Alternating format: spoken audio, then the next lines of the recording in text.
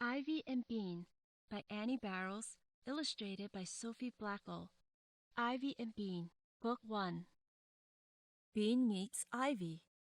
Bean peeked out between leaves. Nancy hadn't seen the $20 bill. She was standing on it. Thought Bean. Her plan was a bust, but if she kept on being a ghost, maybe she could scare Nancy a little. I'm going to wrap my fingers around your neck, too, she howled in her spooky voice. And I'm going to spit in your ear. No, you're not, said Nancy. She didn't sound scared. She reached into the bush and yanked Bean out. Stop yelling. That's when she saw the $20 bill. Hey, she said, where did you get the money? You don't have $20. Then she saw the string. I see what you're doing, burp face. I bet this is my money, too. Then she picked up the bill and looked at it. You stole my money. I'm telling Mom. She began to pull Bean toward the front door. Uh-oh, thought Bean. None of her ideas were working out today. Now she had two choices. She could go inside with Nancy and face Mom, or she could run. So Bean fell over on the ground and started to wail. My ankle! Ow, ow, ow! My ankle's killing me! It sprained! She held her ankle. Nancy frowned. You didn't sprain your ankle, you faker, she said, but she bent down to take a look.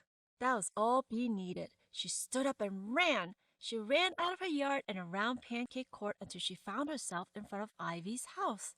Oh, you're in trouble now, Bernice Blue, yelled Nancy. I'm going to tell Mom. Bernice was Bean's real name. People used it only when they were yelling at her. Bean couldn't help it. She just had to stick her tongue out and say, "Bleh." Then she just had to turn around and wiggle her behind at Nancy. That's it, Nancy yelled. I'm getting Mom. She stormed into the house. For a minute, Bean felt happy. She loved making Nancy mad. But when Nancy was gone, Bean began to worry. Mom hated it when she did more than one bad thing at a time. Bean counted, taking the money, lying about her ankle, leaving the yard without asking, and wiggling her behind at Nancy. 4 things. 5 if you counted pretending to be a ghost. Bean was going to be in big trouble. How big? No dessert for sure. No videos for a week, maybe? But it could be even worse. Her mom might send her to her room for the rest of the day. Bean hated that. Hide. Bean looked up. She had forgotten all about Ivy. Ivy was still sitting on her porch. She had been watching the whole time. She knew that the ghost of Mr. Cullop was really Bean inside the bush. Bean expected her to be mad, but she didn't look mad. She looked excited.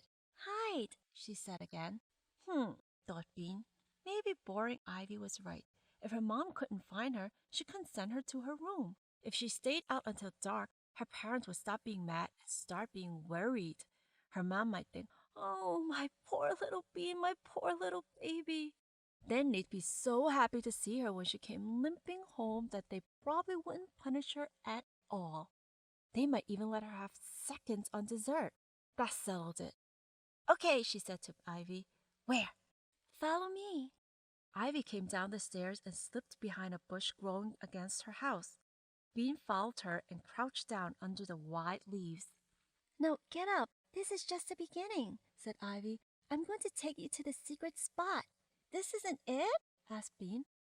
The bush looked pretty good to her. No, this is a passageway. Ivy pressed her back against the house and edged along. Bean edged along too, the wall scraping her back. They turned a corner and edged some more.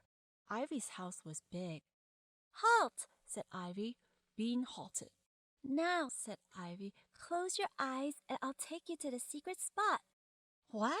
How come I have to close my eyes? Because it's a secret, said Ivy. Duh. Bean couldn't argue with that. Ivy looked like a wimp, but she didn't talk like one. Bean closed her eyes. She felt Ivy take her by the elbow, and together they went down some steps. A door opened. More steps.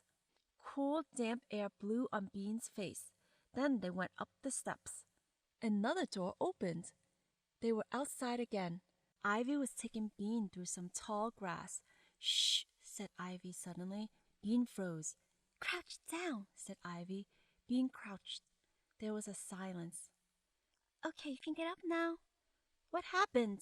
Asked Bean. Spies, said Ivy. Bean figured Ivy was probably making that up. Now you can open your eyes, Ivy said.